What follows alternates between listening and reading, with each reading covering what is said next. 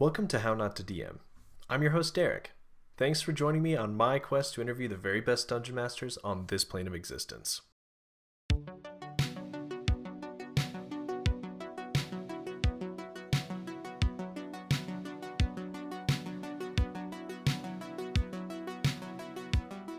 Before we get started, I need to shout out my newest patron, Garrett. Thanks so much for your support. If you'd like to support the show, want a shout out on my next episode, or want an inside scoop on my upcoming guests, consider joining. You can find the link to my Patreon in my episode notes, my Linktree, or by heading to patreon.com/HN2DM. One more quick announcement that I'm really excited about before we begin. I have a few friends in the podcasting world, like Bombarded, who donate a percentage of their ad and patron money to good local causes, so I've decided to follow suit. As of January 2022, 10% of the money I bring in from ads and supporters like you will be donated to Encircle, a non-profit organization with a mission to bring the family and community together to enable LGBTQ+ youth to thrive. Encircle has built a couple of homes locally and is planning on building others in neighboring cities and states for LGBTQ+ youth to have a place to hang out and enjoy a safe space. They have daily programs, friendship circles, offer therapy on site, and even have a D&D club. It's on hiatus because of COVID, but I'm excited to go join in on the fun once they're able to start playing again. Overall, I think it's an amazing cause and I'm really excited to help support it. You can learn more about what Encircle does by checking out their website or the link to their Twitter account in my episode notes. And now, let's get to the guest intro. Hamilton and I have been talking for months about a collaboration, so I'm really excited our schedules finally lined up. He's an incredibly creative person who I look up to a lot in the TTRPG space. Hamilton created and runs a really fun show called Duel, which combines improv games with D&D character creation to make an awesome source of entertainment that's different than normal actual play shows, although lately he dabbles in those too. A quick content warning for this episode: we briefly mentioned tobacco and alcohol use, and there's a couple of mentions of a podcast whose name includes a mild insult. I've included the name in the episode notes for your reference. Enjoy!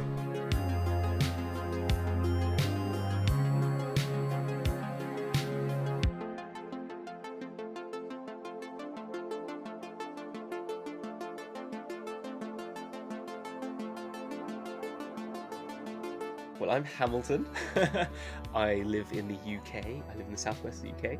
In my day job, when I'm not fighting crime, I am an architect. Some say extraordinaire, some don't. By night, I am a DM on the Dragon's Duel, which is a D&D game show that I came up with that's now doing other things. But yeah, how did I get into tabletop role-playing? I've talked about this before with when I started DM Book Club with Fiona, and then another sort of interview thing. And I have two introductions to tabletop role playing games. So when I was like a preteen, sort of like 9, 10, 11, I got really into Warhammer. Warhammer 40k. It was really big in the UK in the sort of early 90s, well, mid 90s. And a lot of friends at school were into it. And then with that, I had some friends. I had a particular friend actually, just like and a sort of an adjacent friend who were into Dungeons and Dragons. And so through them, I would play a one shot. I'd come in and just play a character. You know, it wasn't like there was no. I don't even think we ever talked about campaigning or anything like that. All I remember is sort of like, hey, we're going to play Dungeons and Dragons today. Want to play? Like, it's like a board game. And it'd be like, here's your character. It's pretty much pre-rolled, or they would make one for me, and I'd be playing someone else's character. And I can't even remember what stories we did. It was just fight monsters.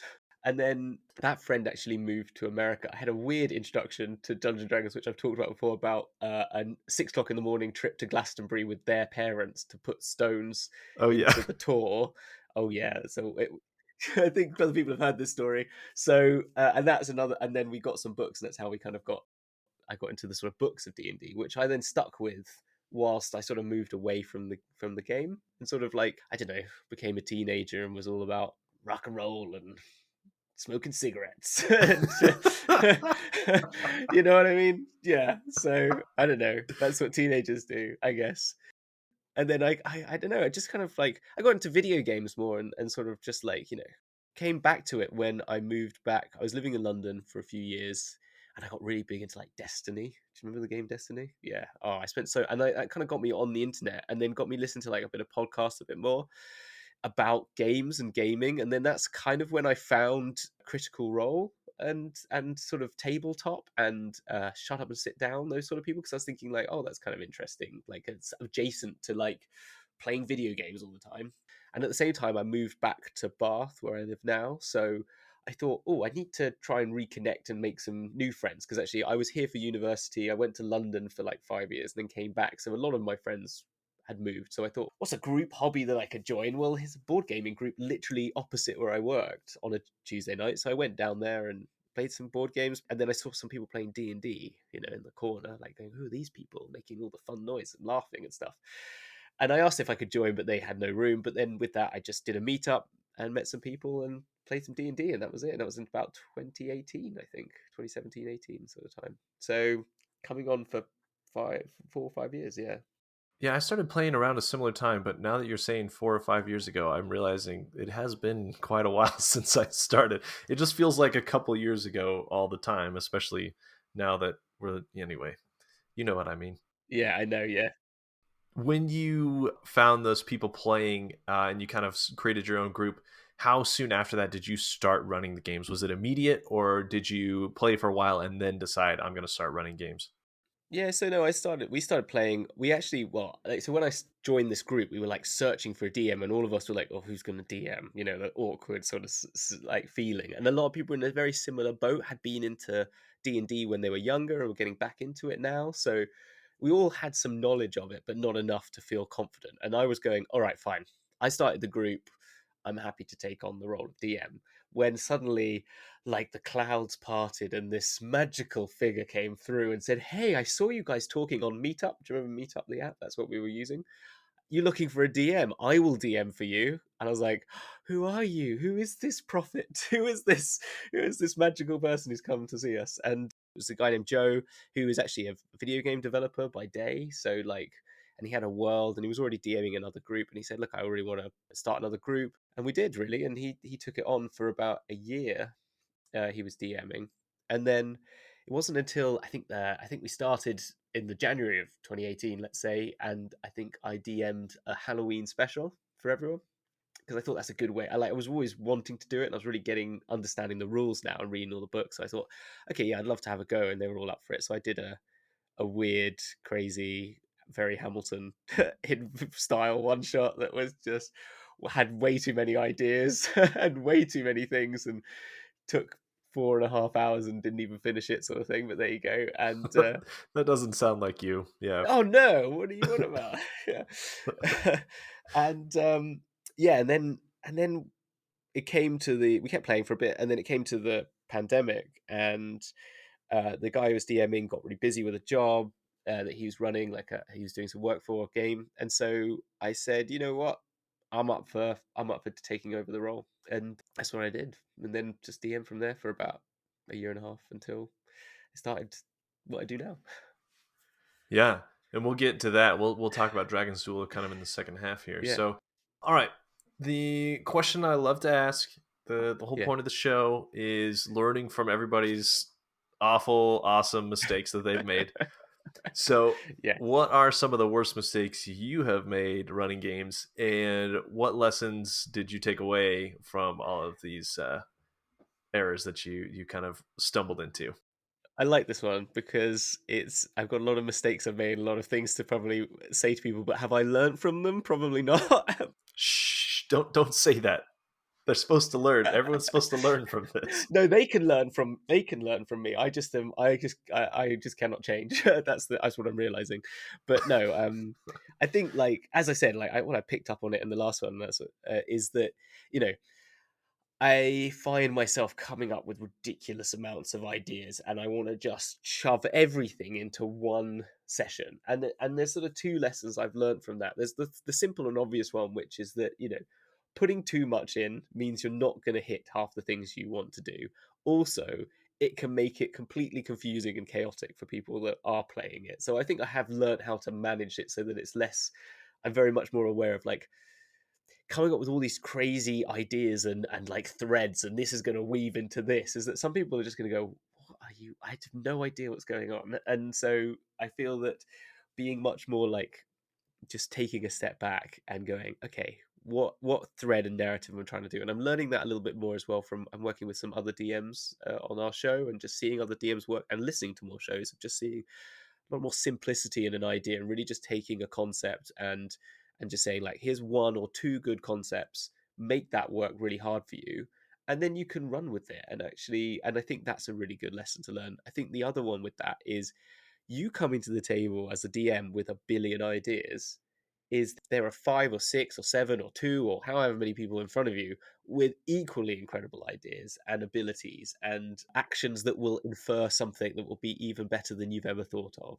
And so over that like initial, like the one shot was a one shot, but once I started doing the campaign, I really came up, I really worked with some backstories with the characters, really worked up some really fun, interesting things, and I brought a lot to the table from that, and like added loads on layers onto it. But what happened was, they just brought it with them, so I'd come up with all these like different theories and how they could all interact. But then once you just start, I even just put like one thing, which was I had that their character had he was a child out of wedlock, and his father sort of like didn't know of his birth, but then had found out later. But someone was pretending to be him, and like as an imposter, trying to, and the father was a noble.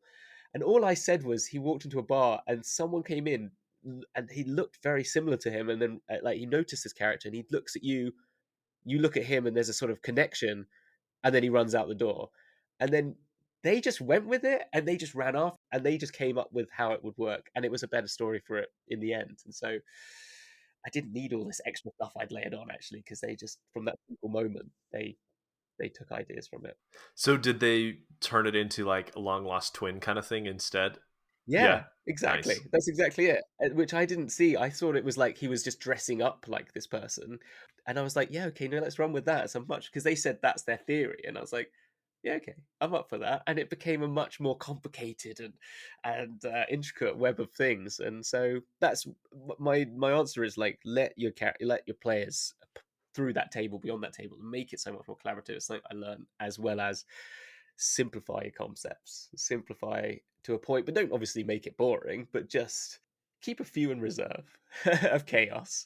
And my third and final one is, do embrace that chaos though when it comes, because it's, I'm never going to be able to give up on it, and that's what I'm never going to learn. Like, I'm never going to stop being overly chaotic and putting way too much on my players. Like, chucking 20 different people in the, like, I remember when I did Waterdeep Dragon Heist, I said all of them, instead of having one bad guy, I had all 4 of them as bad guys. All 4 of them were going after it. That's so crazy.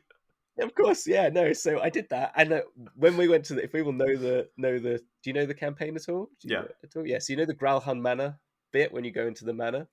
I had it that they were going in with the Bregendarth at the same time as then the Zentarim attack, and then 2 seconds later, like literally like 2 minutes later, right? Yeah, okay. The Castellantas jump in and start like put like control spells on everyone, and then suddenly Xanathar appears, and I was like, yes! I knew that was going to be the last thing. Xanathar appears and steals the object, and then disappears off, and I was like, it was just so, they had so much fun, and they were supposedly working both with Zentarum and Brendagandar, so they were playing off each other, and it was just chaos. And yeah, so don't give up on that either. So, what are some of your favorite memories then of improv, combat, role playing, that kind of thing in your games? If you haven't chatted about them already.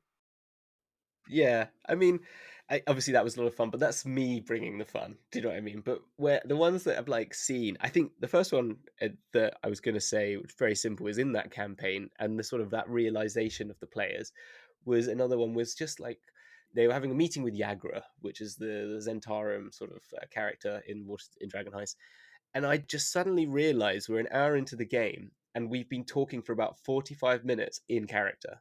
I just sort of sat back and was like, oh, this is really cool. Like, this is happening. This is really working. And I'm like arguing as Yagra about them, and they're like giving me other options for things, and I'm just like, we're actually really doing this. And I think that was the moment that I thought, this is possible. Like, what I'm seeing out there is possible. It's not actually magic. And so that is something that was very important to me, I think, that moment. And it's not like a crazy thing. It was just such a simple but effective in memory for me. And then there's something from our one shots which I just can't not mention, which is we do like one shots with Dragon's Duel, and there was one called the Githfits, which was like a battle of the bands. Not only did they do we had fun with like a battle of bands for the first half, where they came up with the band names, which is why again open up to your players, because we ended up fighting Acid Splash, Wrath of Tarask, and the Spice Girls. And so I had to, role play as the Spice Girls, and they compelled Gith Ginger Spice to their team. But what happened halfway through is the floor opens out and they end up in a dragon cultist lair, right? So we do all the fun battle bands, and I thought in my head, this is just going to turn into, fighting. And this kind of relates back to open up to your players. Instead of fighting any of the cultists they found and on their way through this little mini dungeon crawl, they did miniature performances to convert them to their entourage. So they just sort of played, they just kind of like got the t-shirt cannon out. They started doing like all the magical spells that they'd learned to like get like acid ray, like little acid splashes to like make that little like, so it like dance in the air, dancing lights, and they would open up a door. Wouldn't like check for traps. They just kick open a door and start playing a guitar. And I'd say roll for performance and see if they can convert these cultists to the entourage. It was a beautiful moment for me just watching people just come up with that and just do that in the game and make it. That's what it should have been. I should have thought of that, but they did it, and it was a lot of fun. Oh, that sounds really cool. I'll have to go check that one out. Who are some of the greatest influences on your style of running games, do you feel like? Are there a few that kind of stick out in your mind that you try to emulate or model your game after? Yeah, I mean, it's interesting you said, because, like Critical Role, obviously, just what that did is that just influenced me into like seeing what the game can be. Do you know what I mean? Like from when I was a teenager, it was just, and preteen, like playing it was just silly fighting, throwing dice. It wasn't a role playing thing. And I think what they showed me, along with other people like High Rollers as well, which is another one I watch a lot of, it's just they showed me that sort of game is possible, and that was incredible. And that's what I so that's influenced me in the fact that I you can make a game anything. The possibilities of what the game needs to be, from like just a simple combat mechanic to a role playing game to the sort of silly things that I do as well. That's, and there is one particular which was the High Rollers did a Dragon Heist, which sort of influenced me when I chose it as a game to play myself. They did it, and they had like a pool of dice that they could take to add to their roll, so it was just silly. Everyone had to have a rogue class, and the way that Mark played that game was just with a bon vivant, for a better term, like just an absolute, just like with just joy the whole time, and everyone was having fun, and it was had good role play, and it had interesting mechanics, and the story was just exciting. And I thought that's what really influenced me to be like, this game could be something I can interact with on a level that I enjoy. But if there's a DM out there that I think, wow, I'd like to be as good as, is Dick Dynamite from the Backwater Bastards. He is just, I think what his worlds he come up with and the characters he creates are great, but I don't think it's just not who I am. But it's like, I love that. Like, as in, like, not that I can't create great worlds and characters, but as in, he just creates this whole, every single character is incredibly just amazing. Every NPC, and he just does it with so much ease. I so respect that. But I think outside of that, it's more movies, comic books, and videos and stuff like that, and like cartoons and everything like that kind of influences me more than probably a particular style of game I've seen.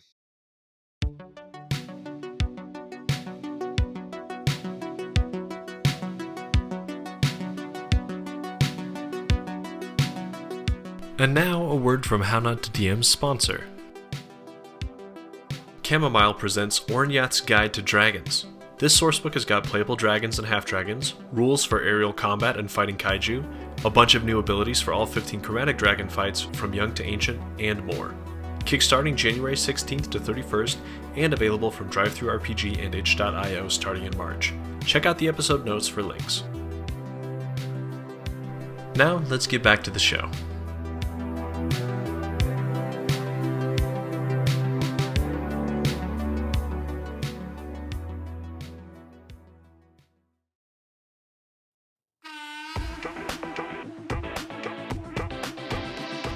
And now it's time for Quickfire Chaos!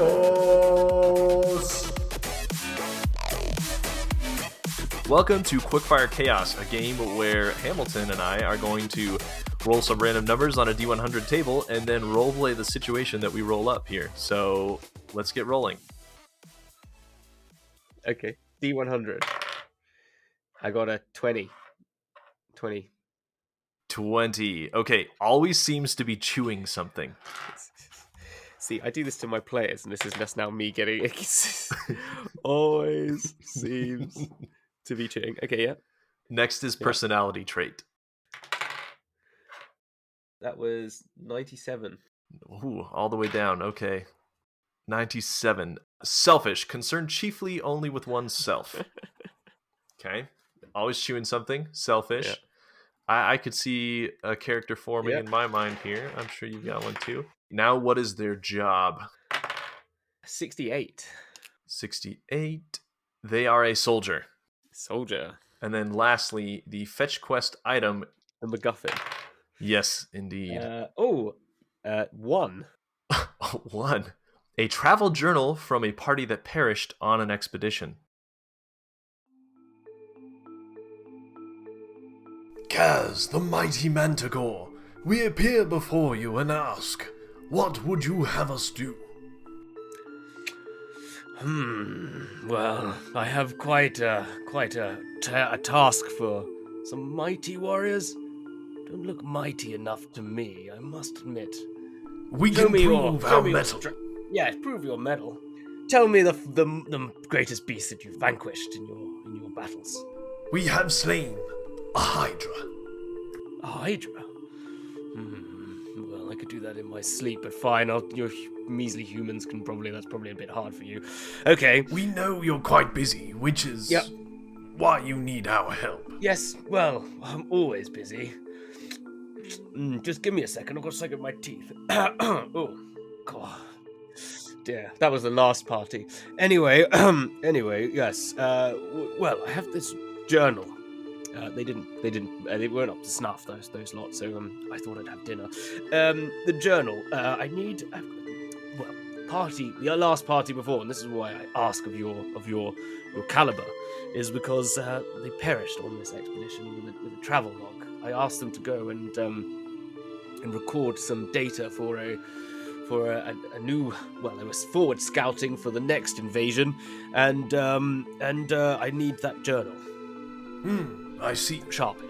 Where did you send this party? Well, over the high crest of the mountains. They went up there. I mean, there was a dragon in a lair I was aware of. I didn't mention it because I thought, well, if it comes up, it's too late. So I sent them that way, and somewhere around there. If you hear dragons roaring, it's probably close by. My lord, do you know what type of dragon it is? I think it's an ancient white dragon, nothing major. I suppose it explains how the party was so well preserved when they were brought back to you. Well, yes, they were. No, that was another party, sorry. I lost one in there. I ate the ones who came and interviewed before you, sorry, because they looked more tasty than they did useful. I see. I have not bathed in weeks, sir. I would not taste good. No, you smell rancid. I'm very sorry. So, it's a good trick.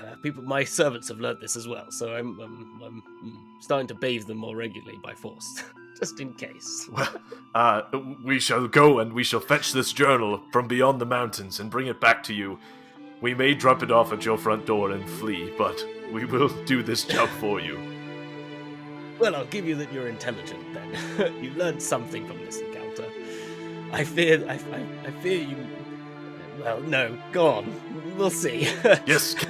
Call in the next one, David. I think we're going to need a second set. Yes, go on. Good luck. Bye-bye. Yes, we will go, Kaz. We will go.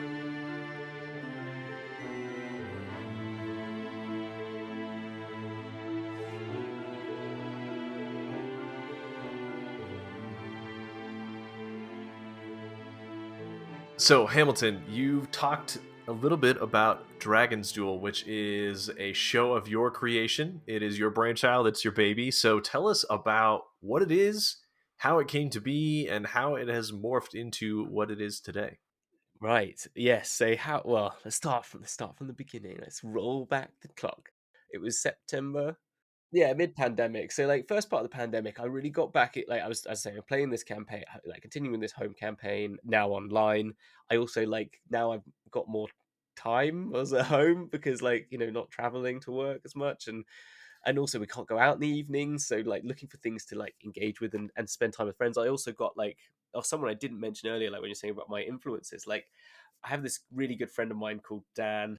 When we were kids kicking about in that teenage 15 to 25 age when I was smoking cigarettes and drinking drinks, we used to just muck about doing like YouTube videos that have fortunately deleted from the internet now. But we used to just muck about and just like make up stupid stories like all the time. It's one of these things when you think like we should have been doing D&D like 10 years ago because we'd have had so much more fun.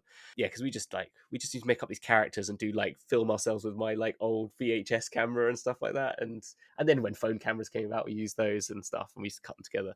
So yeah, I started a game with him as well, and some of our friends to keep in contact with some friends as well.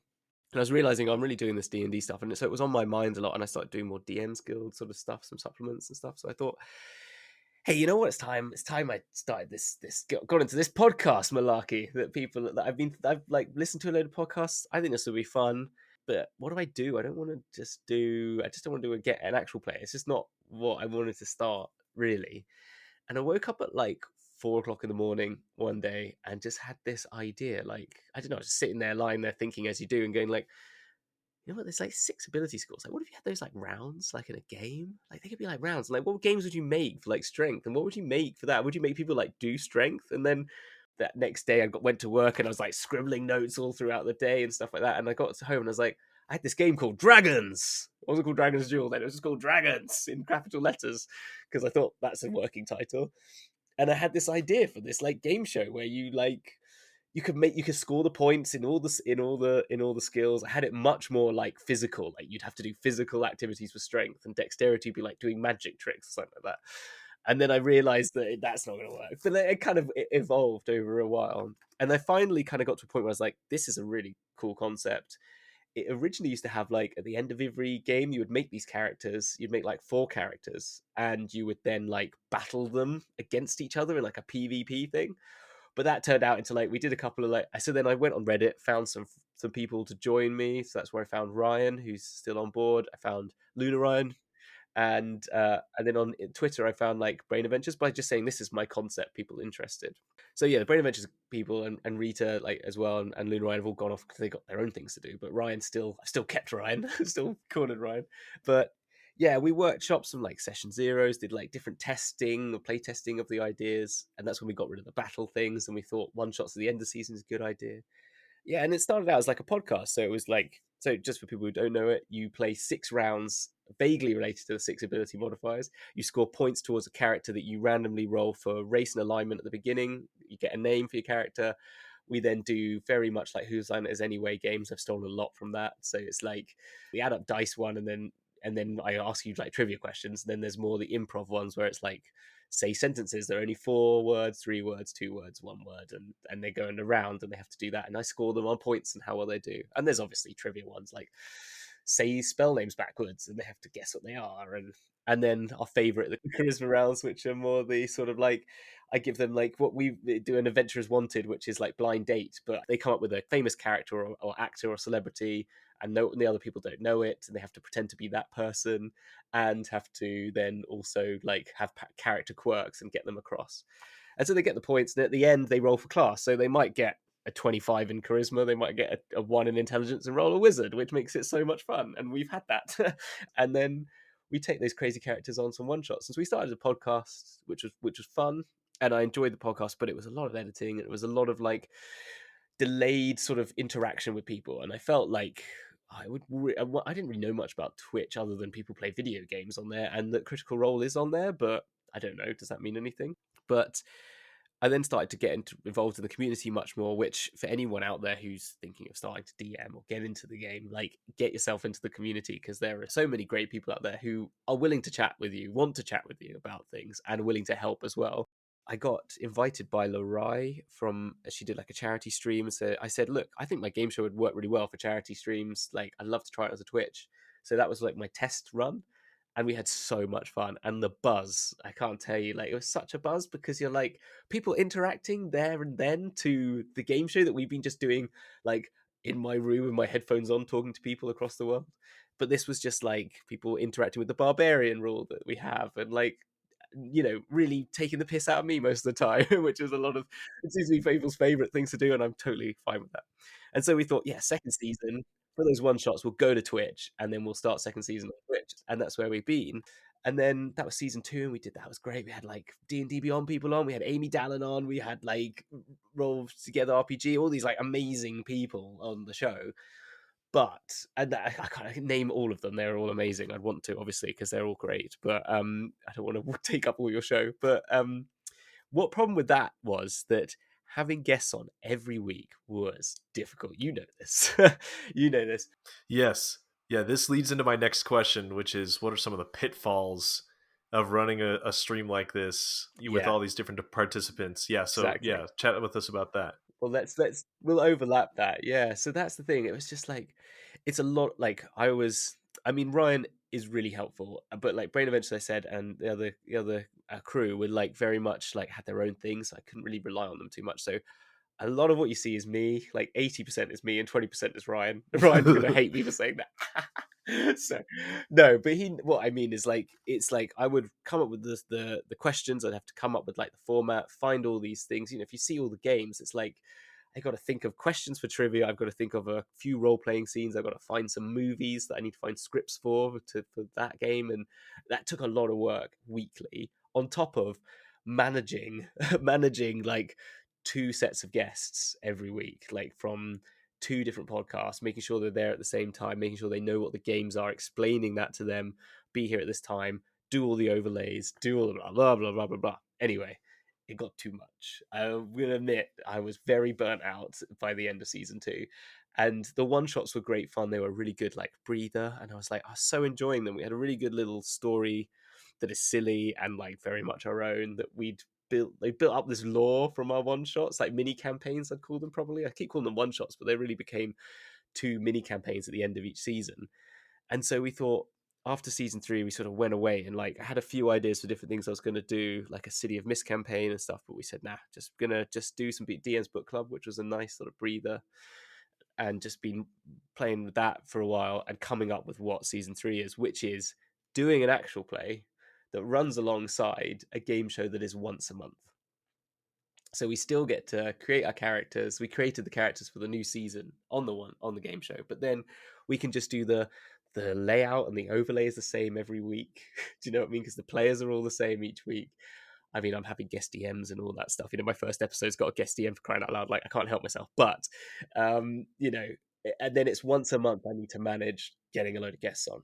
And then we can feed that back in. Those characters will feed back into the game. So that's how it's evolved. And it's evolved really from just jumping headlong into it and doing what I always do, which is I am not someone who can sit on something. If I've got an idea, I just need to do it and get on with it. And like, it's probably ADHD. I don't know what its conditioned is, but it's just so, and finding out as I go. I'm just one of those people that, like, if I want to learn a program, I just open it up and just muck about until I figure it out, sort of thing. So I won't watch I'll watch tutorials like halfway through and go, what am I doing wrong?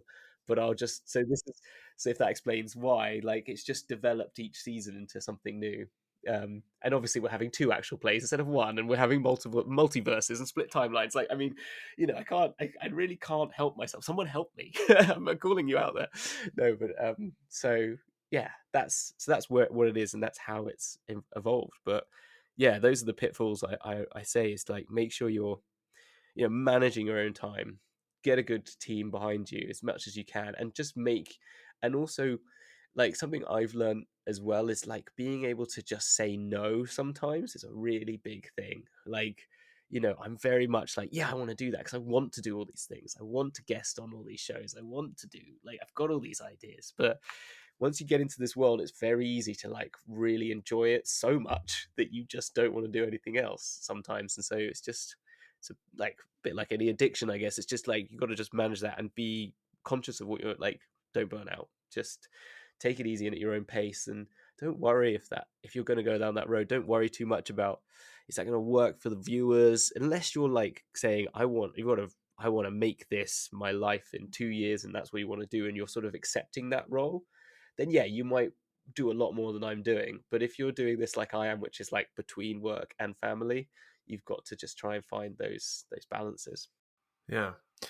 All right.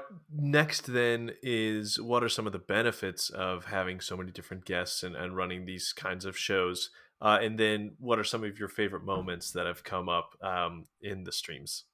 So those are the benefits, are the guests and the people that I've met. Like, I now consider a lot of these people some of my really good friends. Like, it's just kind of weird. I've just gained a whole raft of people that I love chatting to all the time. And so, Ryan is like my confidant, my right hand, like always there just to chat with. But there's just other people in the community like that. Fiona, who I met through the show, like Fiona was a get. Like I said, I'm looking for guests for the podcast.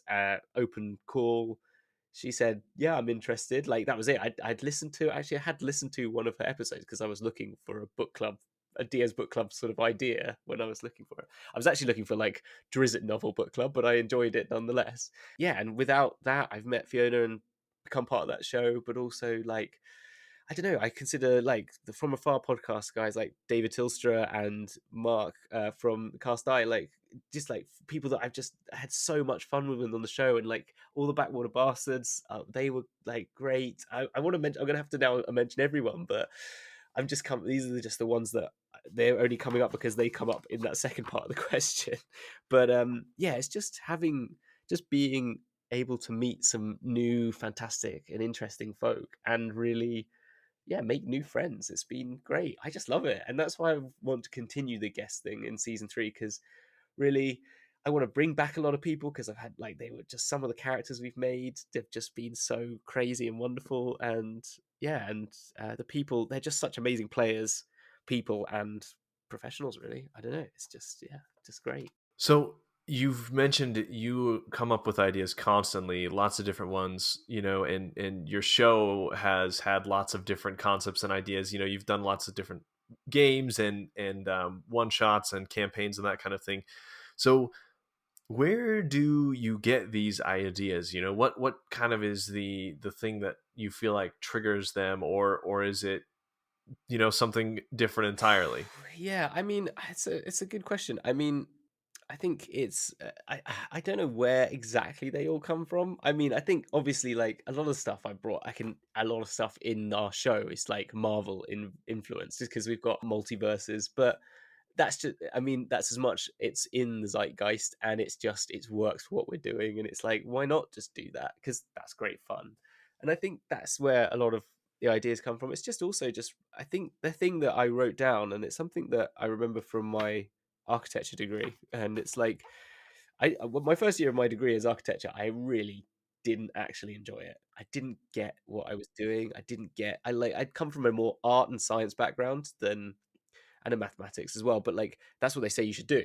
But actually architecture is a completely different field, and it's very much like very narrative driven and stuff like that, and that's how you create good architecture. But I didn't quite get it at first, until someone said to me, and like my sort of like main mentor there at university sort of said, like, the trick to getting really into architecture and like really making your own is bringing yourself to the drawing board, right? So like, what are you interested in? Like, what do you love? And I was like, well, I love music and I love stories, like I really enjoy like novels and books and stuff and writing stories. And he said, well, then do that, make that what your buildings are about.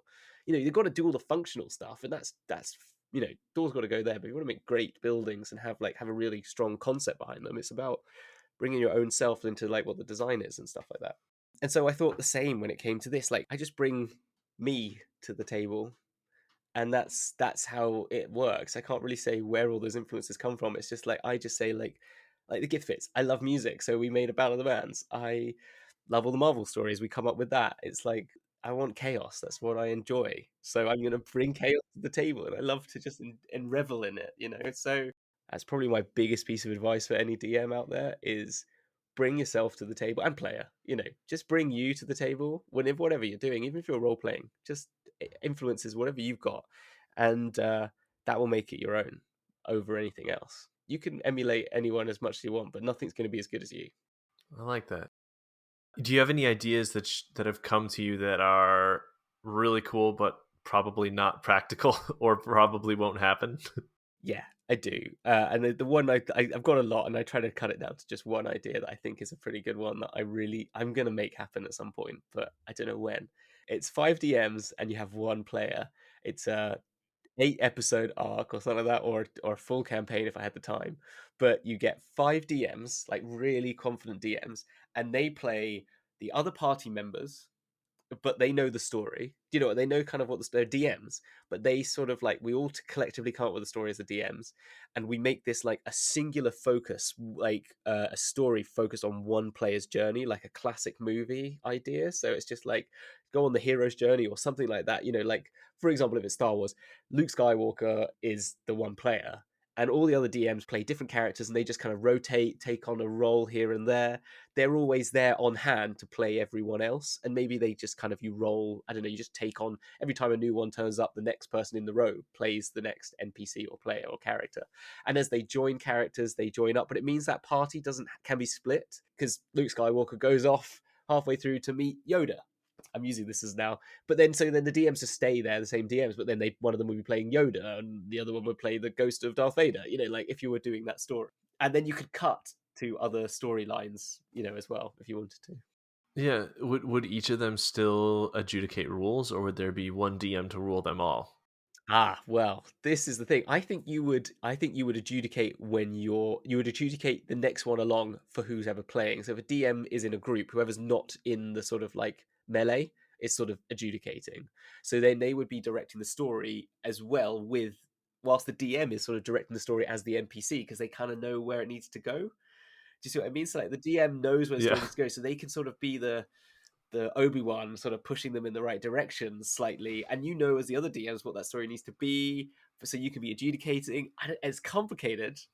I'm not, as I said, it's not, you asked me for a hard one, but I think it could be I bloody did. I good. did. I think it would be like, if it could work, it could be really cool. And that one person's journey would be like, imagine being that one player and you've got 5 amazing DMs in front of you that you would just be like, that you could bounce off, and it means that like the accents and the DM storyline is that thing that I was saying, like you bring yourself to each one. If you've got 5 selves bringing those characterizations and those NPCs and all that stuff, like that story's gonna be wild.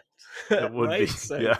so Very yeah. interesting. I have never heard of someone like, there's one group out there that I know of that does two DMs, and they like kind of work against each other, which is a little anyway. There's a group out there that does two DMs, but I've never heard of more than that. So this would be very interesting. What an idea. Yeah, I know. So one day.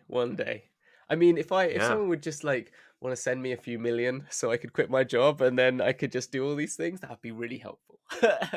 Because I would love to just be able to do this all the time. But yeah, Maybe 500,000 to Hamilton and 500,000 to me. So whoever you are, yeah, exactly. I we don't really really, yeah, appreciate it. exactly. I mean, yeah, I'll take half a mil. I'll take half a mil in pounds, not dollars, though. Ooh, yeah. I also will take 500,000 in pounds. Yeah. So you mentioned kind of your biggest advice you feel like is bring yourself to the table. Anything to add there to the DMs out there? I think, as I said a few actually out there. Like, if you're interested in getting into this or streaming like beyond, but if you're just like as a DM purely, I'd say like, yeah, the things are bring yourself to the table and bring the other side of the table across the board, basically across past that partition line as much as you can. You know, you've got to create secrets and you've got to keep things from them, but let them in and allow them to do what they do best, which is be players, because that's always great, I think.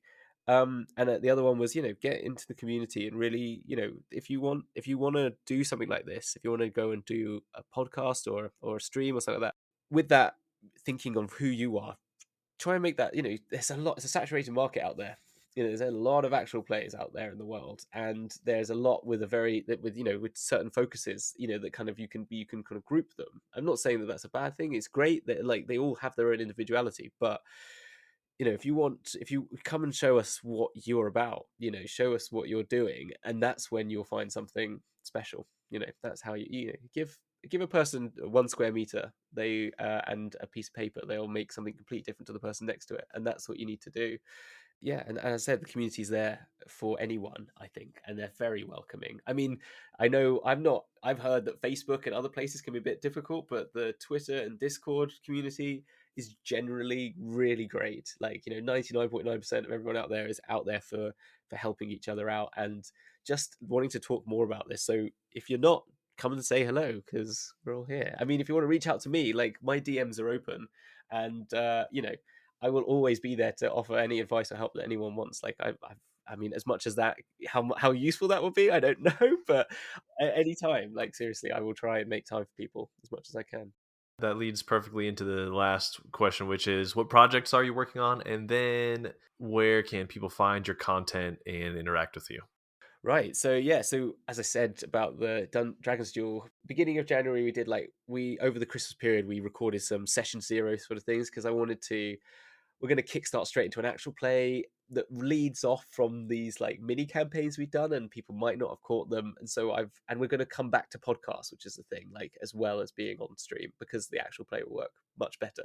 The current game show does not work on a podcast now because it's just mental and it goes on for 3 hours. But yeah, so we've done some session zeros, and that sort of does a little brief recap of what the story is, and we're sort of introducing our characters, our new players, because we've got some players who are amazing, like Chloe in our European game, Chloe, Chris, Will, and Luke, and then we're going to have an American team that I'll keep secrets about, because there's an American team that is like the split universe, but they're cool, and they're going to be DM'd by Kyle from Pray No Allies. And so we're going to have 2 actual plays running on Twitch on Friday nights. So yeah, on a Friday night at 10 p.m. UK, 5 p.m. Eastern, it's going to be The Darkest Timeline.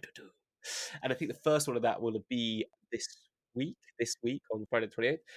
And then on the Saturday evenings, it's Dragon's Duel: The Shattered Realm, which is like the main one. The main one is the one I'm DMing. And actually, the first episode is guest DM'd, as I said. But that's on a Saturday night, 9 p.m. UK, 4 p.m. Eastern. That sounds like a lot of fun. Yeah. And so, everybody, if you haven't had a chance to check out Dragon's Duel yet, perfect opportunity. You can catch the other campaigns on the Friday and Saturdays, afternoon or evening, depending on where you live. So yeah, thanks so much for joining me, Hamilton. Really appreciate it. And I know you and I have kind of been chatting for probably 6 to 8 months now. And I'm glad that we finally got something on the calendar where we could hang out together. So this has been a lot of fun. 100%. Yeah, no, it's been an absolute pleasure to chat with you. It's always weird talking about yourself for an hour. I always say this whenever I've done like interviews. It's like, I'm not used to this. Yeah, no, but it's really enjoyable, and it's nice just to be talking about, like, I love the show, and I love how the premise of it, this sort of idea of just giving advice to people out there. And I think the more that there is that I would have had when I started, the better. So yeah, glad to be a part of it.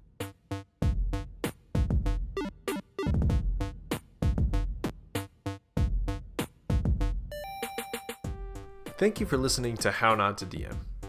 Now it's time for a sneak peek into next week's guest, Guy Sklanders from How to Be a Great GM. And we just watched them for about 5 or so minutes, and then my grandmother said, all right, that's enough. We mustn't intrude too much. We must go back. So then we left them.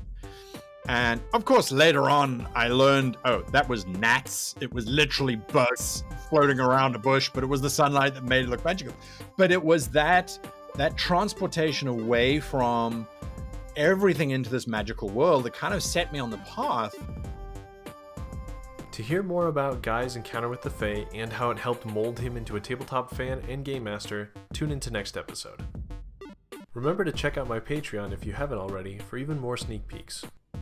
Next time you get a chance, share this episode with your friends and family around your table. Also, Spotify has just added the rating feature for podcasts, so make sure to give How Not to DM 5 stars. Same goes for Apple Podcast users. Reviews help me find new ears. My new intro and outro music is by Daniel Zambo. The Quickfire Chaos music is by Exacat, and the Quickfire Chaos mood music was by Arcane Anthems. Check out the episode notes for more of their great work. And, as always, until next time, roll some nat 20s for me.